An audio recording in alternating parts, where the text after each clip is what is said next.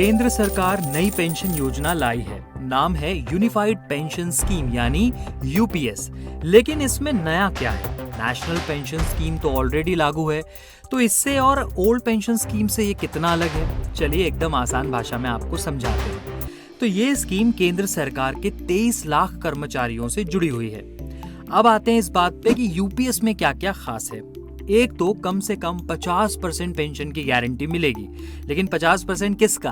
तो आपकी आखिरी 12 महीनों की जो सैलरी होगी उसके औसत का 50% आपको पेंशन में मिलेगा। दूसरा, 10 साल से अधिक सेवा पर 10,000 रुपए की फिक्स्ड पेंशन मिलेगी।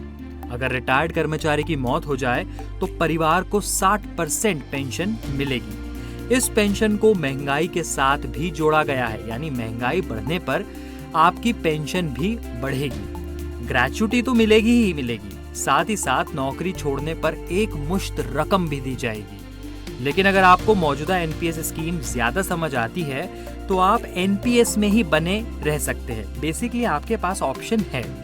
2004 में पूर्व पीएम अटल बिहारी वाजपेयी की सरकार ने ओपीएस को खत्म कर एनपीएस को लागू किया था।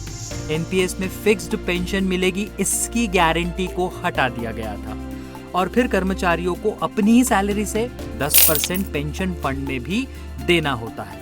अब आपके पास यूपीएस या एनपीएस दोनों में बने रहने का ऑप्शन तो है, लेकिन इन दोनों में अंतर क्या है ये अब समझते हैं। हर महीने कितनी पेंशन मिलेगी? एनपीएस में इसकी कोई गारंटी नहीं, जबकि यूपीएस में है। एनपीएस को महंगाई से नहीं जोड़ा गया, जबकि यूपीएस को जोड़ा गया है। हाँ, एनपीएस में निवेश पर इनकम टैक्स में छूट का लाभ मिलता है। कुल रकम का 60% रिटायरमेंट पर मिल सकता है, जो टैक्स फ्री है। एनपीएस में सरकार अपनी तरफ से 14% पैसा देती है, वहीं यूपीएस में 18.5% देगी।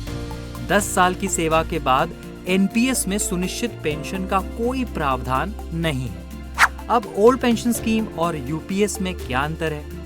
पहला तो यह है कि पेंशन तय करने का जो फॉर्मूला होता है वो दोनों का अलग अलग है।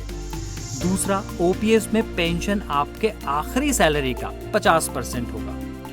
यूपीएस में पेंशन आखिरी 12 महीनों के बेसिक सैलरी के औसत का 50% होता है।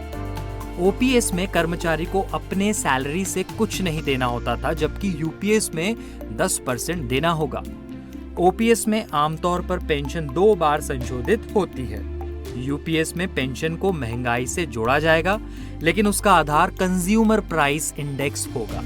अब ये भी जान लीजिए कि किन्हें यूपीएस का फायदा मिलने वाला है।